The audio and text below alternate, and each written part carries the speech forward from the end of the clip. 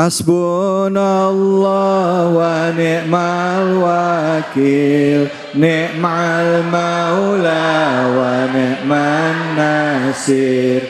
Hasbunallah wa ni'mal wakil, ni'mal maula wa ni'man nasir. Hasbunallah wa ni'mal wakil, ni'mal maula wa ni'man nasir. Hasbunallah wa ni'mal wakil, ni'mal maula wa ni'man nasir. Sallu ala Nabi Muhammad sallallahu alaihi wasallam. Baik ibu-ibu, bapak-bapak, jamaah Cahaya Hati Indonesia yang dirahmati oleh Allah, baik yang ada di Masjid Darul Muttaqin dan juga yang ada di rumah dimanapun saja Anda berada. Kita mengkaji surah Ad-Duha, ya, surah yang penuh dengan makna, surah yang dibacakan untuk menguatkan keimanan kita, menguatkan diri kita untuk yakin bahwa kita setiap menghadapi kesulitan, Allah akan selalu ada bersama kita dan memberikan jalan keluar dari setiap kesulitan yang kita hadapi. Nah, untuk mengkaji ayat ini kembali lagi guru kita Al-Mukarram Al-Satile yang nanti akan membahas surah Ad-Duha. Silakan, fadhol Satile. Terima kasih. Belum, udah terima gaji aja. Ibu bapak hadirin jamaah yang berbahagia, melanjutkan dari kajian kita hari ini, yakni tafsir surah Ad-Duha. Tadi udah banyak disampaikan guru kita Abi Ki Haji Amir Faisal. Selanjutnya ayat yang ke-6, yaitu Allah bilang alam yajid kayatiman fa'awa. Ini salah satu mengingatkan kepada Rasulullah bahwa Allah pernah menyatakan dan bilang, apakah dan bukankah aku menemukan kamu Muhammad ketika yatim, mendapatkanmu ketika yatim, maka Allah berikan perlindungan kepada Rasulullah. Ini satu pelajaran buat kita. Begitu saat-saat butuh perhatian seorang anak dari bapaknya, Rasulullah Shallallahu Alaihi Wasallam lahir ke dunia nggak kenal muka bapaknya, diurus emak jadi manusia besar. Maka peran emak luar biasa. Satu emak bisa merawat 10 orang anak, tapi 10 orang anak belum tentu bisa merawat 1 orang emak. Bu, wa wajadaka dhalan fahada. Allah temukan Rasulullah dalam keadaan kebingungan, maka Allah kasih petunjuk. Wa wajadaka dhalan fahada wa wajadaka ailan faagna. Ketika Allah menemukan Rasulullah dalam kekurangan, Allah berikan tuh kelebihan, Allah berikan kecukupan. Bener Bu? Ditemukan ternyata Rasulullah Shallallahu Alaihi Wasallam juga merasa sedih, merasa nggak ada yang bantu, pernah merasa sebagai manusia yang memang butuh pertolongan, bantuan orang. Tapi Allah menyampaikan bahwa pelajaran buat kita, Rasulullah aja seorang nabi diuji, apalagi kita. Dulu kita pernah merasakan nikmat, merasakan enak, merasakan kelebihan. Tapi diberikan oleh Allah ujian berupa kekurangan. Kadang kita sadarnya luar biasa, kesadaran itu hilang sehingga kita menyalahkan Allah. Ya Bu, ya Bu. Ini kadang-kadang kita nyalahin Allah mulu, Allah aja disalahin. Ini gara-gara Allah nih, ini gara-gara Tuhan nih begini, Tuhan gak sayang sama gua. Maka overthinking yang seperti ini yang menyebabkan kita timbul, kita tidak bersyukur. Kenapa? Karena memang kita hidup oleh Allah diberikan manusia yang zon politiken, makhluk sosial. Makanya kita disuruh bersosial, bermasyarakat agar apa? Agar kita itu bisa mengenal siapa diri kita. Ternyata tidak enak lapar, ternyata tidak enak haus, ternyata tidak enak kurang. Pelajaran itu yang diberikan buat kita. Maka kita semuanya kudu banyak bersyukur. Syukur kepada Allah, terima kasih kepada sesama. Sehingga kita itu nggak berpikiran yang tidak-tidak. Bu,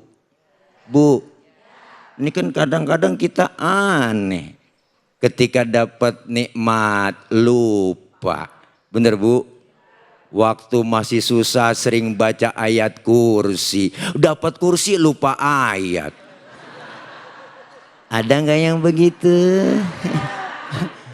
Ya kan, waktu kita susah ingat sama Allah, tapi waktu senang lupa.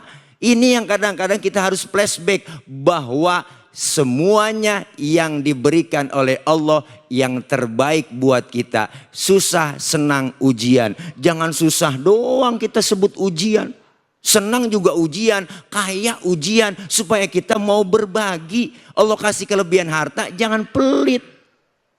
Orang kalau udah pelit, medit, koret, buntut gasiran, minum kopi, ampasnya dijemur lagi.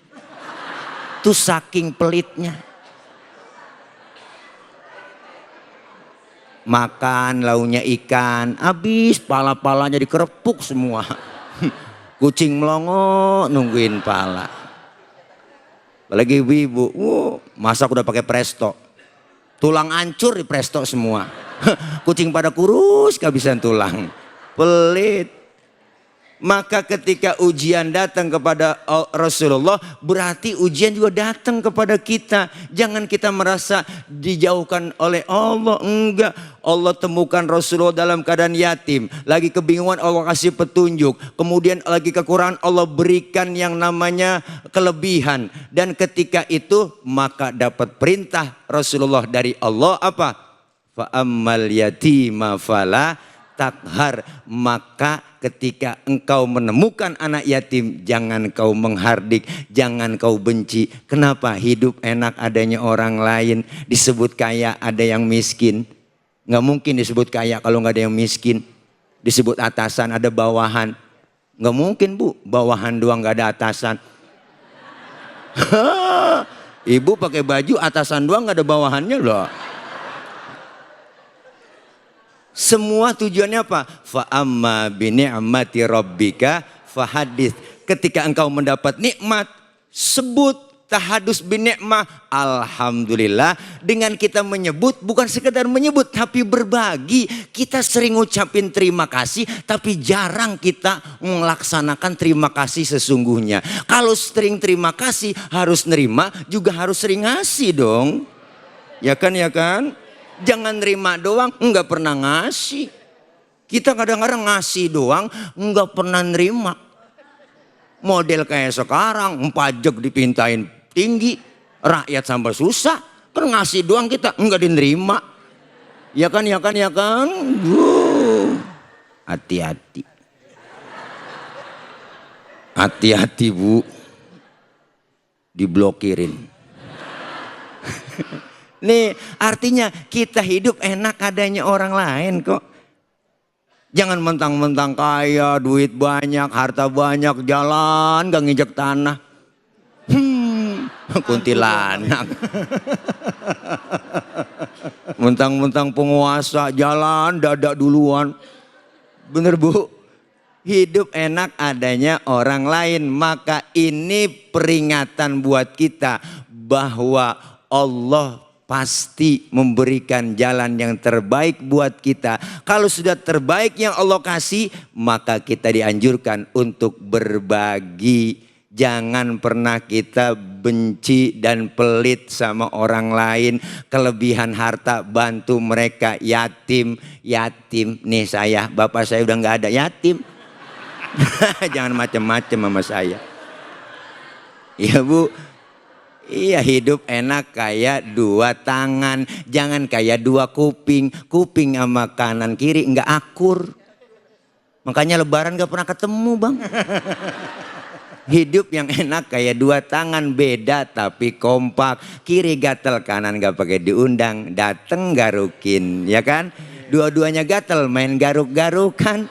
Saling tulung menolong, ya bu, kerjasamanya kanan kiri cakep. Kanan kalau lagi jalan lenggang maju duluan, yang kiri ngalah mundur ke belakang, kiri ke depan, kanan gantiin, ya gua ngalah ke belakang. Cakep jalan kita. Coba lagi jalan, kanan kiri nggak ada yang mau ngalah, begini jalan. Itu kayak pampir, namanya statis, jumud, beku, nggak pernah maju-maju. Yuk, pelajaran yang diberikan oleh Allah kepada Rasulullah, pelajaran juga buat kita. Jangan pernah kita suuzon kepada Allah, dan kita harus sering-sering husnuzon. Insya Allah, Allah kasih jalan kemudahan buat kita. Amin ya robbal Amin. Terima kasih banyak Ustadz. Bu, yang mau nanya siapa, angkat tangannya, silakan. Mana nih? Angkat tangan semua. Ya, silakan. Mana tadi? Ya, itu. Namanya dan pertanyaannya ya Bu. Assalamualaikum warahmatullahi wabarakatuh. Waalaikumsalam warahmatullahi wabarakatuh. Perkenalkan, nama saya Ibu Ida dari Majelis Taklim Darul Muttaqin. Saya ingin bertanya Ustadz. Ustadz, saya saat ini sedang overthinking dan merasa takut akan keadaan hidup. Saya sering merasa doa saya aja tidak cukup gitu. Bagaimana ya caranya agar tetap positif dan akan datangnya pertolongan Allah Subhanahu wa taala. Terima kasih. Wassalamualaikum warahmatullahi wabarakatuh. Waalaikumsalam warahmatullahi wabarakatuh. Terima kasih Ibu Ida. Sekiranya mau ngomong host. Pertanyaannya, saya sekarang sedang overthinking, merasa ketakutan ya Bu, merasa kekurangan. Memang itu manusiawinya seorang manusia. Allah sudah nyatakan walanabluwannakum bisyai'im minal khauf wal ju' wa naqsim minal amwali wal anfusi was samarat wa basyiris sabirin alladzina idza asabatuhum musibah qalu inna lillahi wa inna ilaihi raji'un. Artinya memang jelas kami akan uji dengan apa? Manusia itu dengan rasa takut.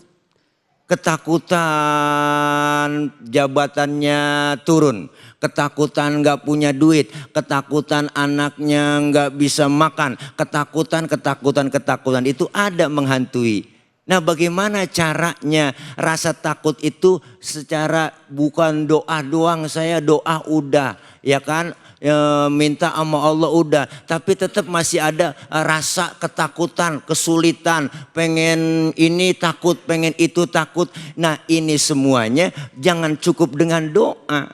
Doa itu adalah penghantar usaha, mengiring usaha kita.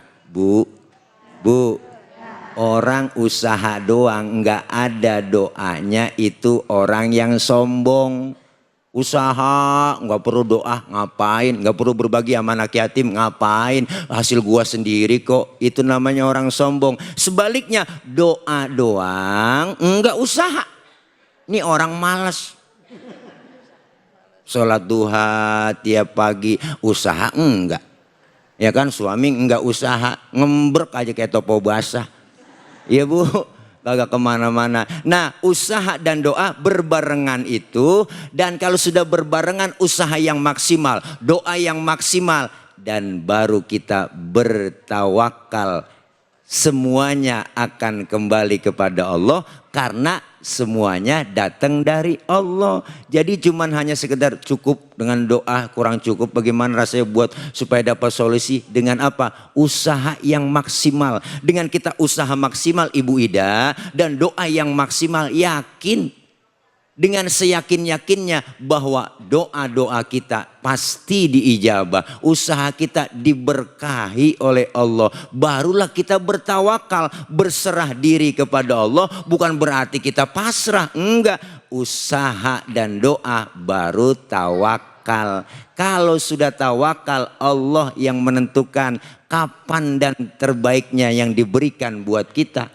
Nggak perlu kita minder, wah saya udah doa nih bagaimana supaya dapat solusi ya, doa doang ini. Nah tapi ada usaha yang maksimal. Insya Allah Ibu, kalau kita sudah usaha dan hasil usaha itu kita mau berbagi, ada infak, ada sodako, ada zakatnya yang dikeluarkan.